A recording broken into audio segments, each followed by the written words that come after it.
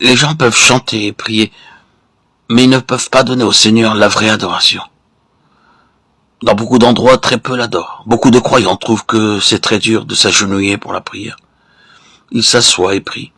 Ils disent que le Seigneur regarde au cœur et pas à nos genoux. C'est partout la même chose. Les hommes s'inclinent devant un grand de ce monde et l'honorent, mais pas devant le Seigneur Jésus.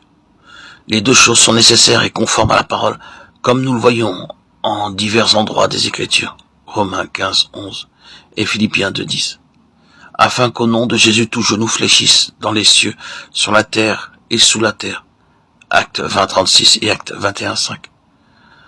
Nous nous mîmes à genoux sur le rivage et nous priâmes, de même au psaume 95, 6, 1 Roi 8, 54 et aussi Esdras 9, 5, et dans beaucoup d'autres versets de la Bible.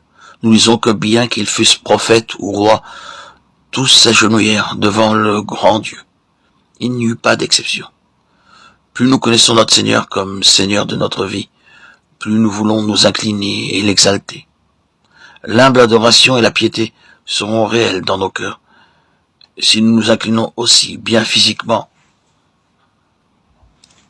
que spirituellement. Nous devons être humbles, zélés et pleins d'adoration. Cela nous amènera à croître aussi bien dans la famille que dans l'Église.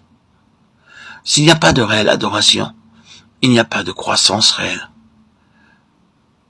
Bien des fois, nous avons de bons sermons, de bonnes études bibliques et de bons cantiques, mais sans beaucoup de piété ou de réelle adoration.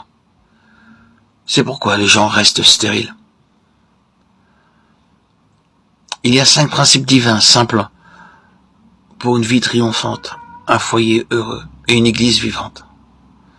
Premièrement, nous devons aller vers lui pour chaque chose et lui demander son approbation pour tous nos plans.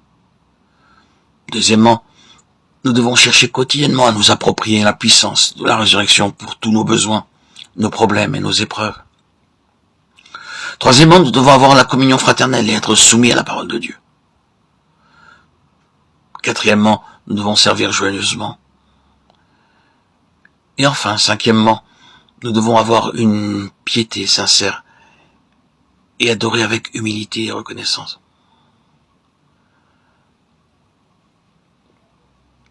C'est le quintuple secret pour avoir un foyer heureux, et un tel foyer répond à l'ordre divin. Puisse notre Seigneur nous donner cette expérience. Telle que Marthe, qui a commencé à servir joyeusement, elle était devenue humble, parce que la puissance de la résurrection était venue en elle. Elle servait chacun avec joie et action de grâce. Plus vous servez, plus vous croissez spirituellement. Quiconque s'élève sera abaissé, quiconque s'abaissera sera élevé. Matthieu 23, 10.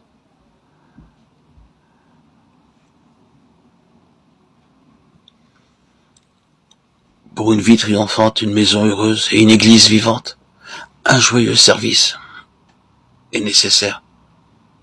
Plus nous servons les autres, plus nous recevons de joie.